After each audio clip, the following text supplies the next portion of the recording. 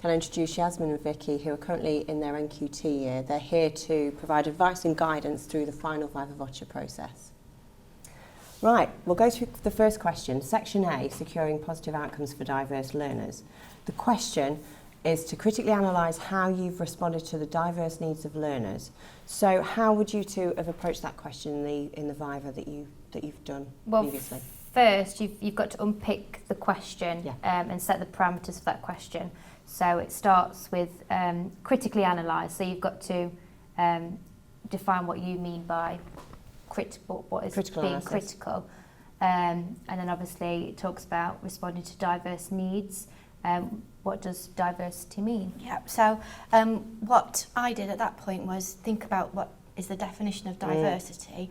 And with the school I was in, I went straight away to the SENCO, the Special Educational Needs Coordinator, and got his definition of diversity.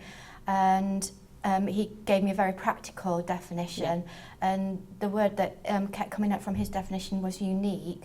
And then when I went to my wider reading, that was really interesting because that word unique kept coming up again and again. For example, with Ellis and Todd, 2010, they said that teachers should use a range of teaching methods to match the unique identified needs of individuals or groups and to secure motivation and concentration. So I felt like I could really link my wider reading to a very practical quotation that was linked to my context of the school that I was in. So you got those links between theory and practice. Yeah, so I could keep referring back and matching up the things that I was finding out about. Yeah, the definition. brilliant. What was the next step that you sort of went through? So obviously the theme of unique was obviously running throughout these definitions. Yeah, diversity actually doesn't mean EAL or SEN, it's about uniqueness. Yeah. So I think that would be a point to then talk about the fact that children have strengths in different areas and everybody is unique, and it's about appreciating that everybody's unique. So for example, finding strengths in areas that aren't literacy and numeracy, and pushing that in other children. So looking at a child that may be particularly strong in PE or music and actually how you extend their needs as well. Yeah, and Ofsted 2013 have actually said that there is a push on taking account of all pupils and pushing more able and not forgetting your middle ability that Which kind of often get forgotten. Yeah. Yes. It's about every single child's needs in your class. Yeah. So it's having that understanding for this first question actually that diversity doesn't mean a sort of pocket of certain, it's about uniqueness to you. And I think it's really important to stop yourself from being quite narrow about where you take this question, really.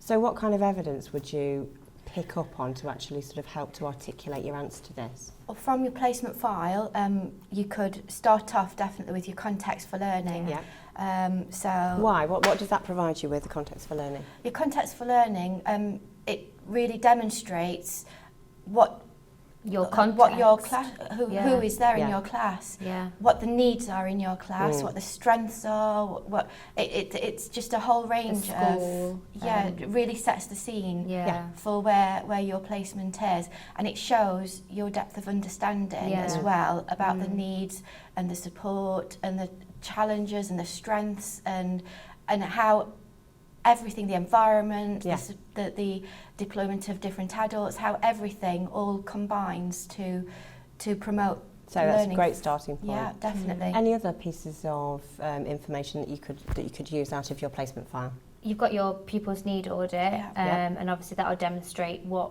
needs children actually have, and it will show that you've got an understanding again of what needs your pupils actually have within the class. Yeah. And I think with the pupil needs audit as well, that when you get to this point, you realise how important it is to keep on annotating it, as with everything in your file, because needs change, you know, things change, and while ever you're constantly annotating it, that's going to be so helpful when you get to the point of going through this process. And it shows that you're being critical as well. Yeah. You are. And as in the question, critically analyse, you're actually looking at that process the whole time. Yeah. Right, what other pieces of evidence? You've got your pupil progress summations at the end of a unit of work, or whenever you do those, PLPs, lesson plans, and you've got your RRP as well. So how can you say your lesson plan and your RRP? How could you actually bring that out and when you're discussing it in a Viva? which parts of the lesson plan do you think you'd use? Particularly to answer that question, how have you criticised how you've responded to the diverse needs? How could you use your lesson plan actually to... You'll have your targeted questioning, won't you? That'll be one thing that'll be very paramount for your diverse learners. Yeah. And then obviously you can demonstrate if it's worked or not through your reflections and your implications for next lessons.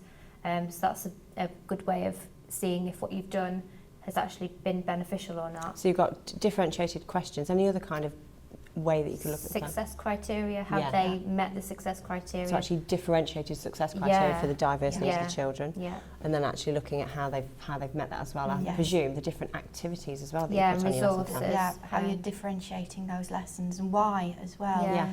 You know, if you have EAL learners in your classroom, are you accounting for all the needs through your resourcing? Can you show that on your lesson plan? What does your rationale? What is your rationale for differentiation that way? And so really, it's coming back to the question all the time. So you've got all of this evidence, but it needs to be very succinct and very concise, and you need to make sure that you've got 7 minutes to answer this question. You need to make sure that all of the evidence is really, really... It's got to be linked to the question, otherwise you just end up going on a tangent, and then you might not be responding appropriately. No, are there any other forms of evidence that you could use, or do you think you sort of probably articulated all of the ones that you would use? I think the RRP is another one that's quite important, because that's you justifying your practice. Yeah.